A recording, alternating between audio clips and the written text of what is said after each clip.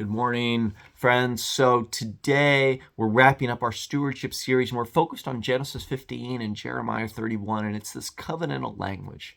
And we talked about a few weeks ago briefly about Genesis 15. It's this remarkable chapter in the Bible where God is making these promises to Abraham, and Abraham hasn't seen the fruit of that yet. Abraham has left. He's paid a price. And yet he hasn't seen the fruit. And so he's asking God.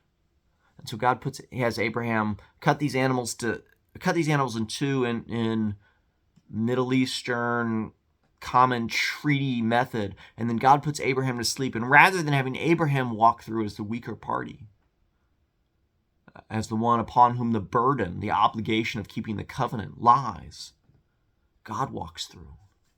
Because God's desire to be in covenantal relationship with us exceeds our ability to break it. Because when we look throughout Scripture and we look at the Israelites journeying through the wilderness, and when they finally settle in the promised land, they continue to break the covenant. And yet, despite all of this, despite centuries of the people breaking the covenant in Jeremiah, God comes through and says, I will make a new covenant, one that will be written on their hearts, one they will not be able to forget, and their sins will be forgiven and forgotten.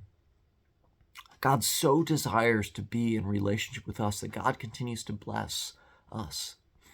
And so the hope is on this Stewardship Sunday that as we commit our blessings back to God, that they help us to live in expectant hope, transforming the way we see our present circumstances and transforming our hope for the future, for eternity, that helps us bear through challenging times because we know these are not the end, because God is our end.